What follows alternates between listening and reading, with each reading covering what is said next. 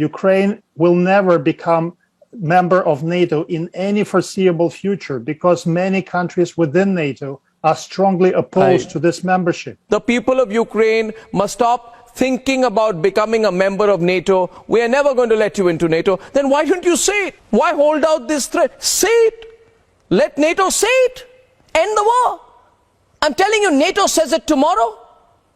NATO says this tomorrow morning.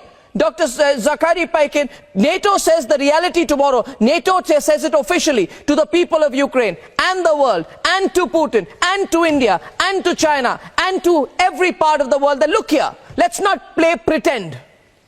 We're never going to let the Ukrainians into NATO. Forget it. I can tell you within 1 hour the war is over. But you won't say it. You want to drag the war. Why? Because Wall Street is looking very chirpy.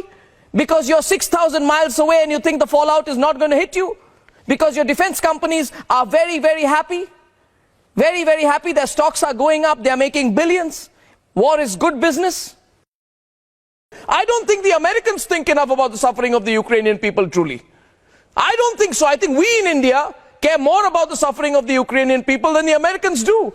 You know, the thing to do is to leave Ukraine as kind of a neutral country. It should not be pro-West or pro-Russia. In particular, Ukraine deserves to be autonomous, independent, and neutral, quite frankly. It would be the best for Ukraine to be, but they're forced because of U.S. funding and U.S. backing to be more aggressive towards Russia. That's obviously upset Russia, and we've sort of poked the bear, and now the bear is coming roaring.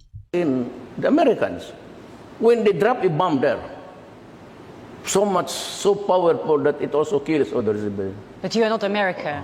Do you feel sorry for? Do you but feel we sorry? are talking of human liability. So it doesn't say that because the Americans are exempted, and just because I am just a small time government official, I am not exempted. So what's the fairness there? No. When they drop bombs, they kill so many villages, and there's not even a whimper. America invaded Iraq. What was the excuse? That there were weapons of mass destruction. And yet when they invaded Iraq, so many people were killed. So where is justice now? So I think it's really hard to avoid Meaning to say, justice has to be equal. It cannot be a justice for one and justice for another set of standards for two. It has to be equal. Is that the reason why you turn away from America? Yes, because they refuse to understand my predicament when they knew that they were also in the same predicament on a larger scale. I never in America, what? Remember Panama? Okay. They invaded Panama, a sovereign state, okay, in Central America. So what was the purpose there? They went inside, seized the country, arrested the president, brought him outside the country, placed him in a detention cell in New York. He faced a trial federal court and is convicted. What happened to the invasion? And what was the reason? Drugs. You invade a country. Me, I am just fighting the criminals in my country. I never invaded a country. You have to look at it this way. There is so much incongruity in the principles that are being followed by nations. The powerful ones, they can invent this weapon of mass destruction. Oh, we can invade your country.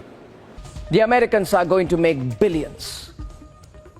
Maybe trillions will be made out eventually out of this war. And most of that money will come to the United States of America, ladies and gentlemen. If you don't believe me, just look at the share prices on the American stock exchanges, ladies and gentlemen, of American companies like Lockheed Martin, like General Dynamics, so many others. And you will see how the market valuation of these companies is going through the roof as Ukrainians die. As hundreds of Ukrainians die, they make lots of money, billions, the Americans. So yes, ladies and gentlemen, the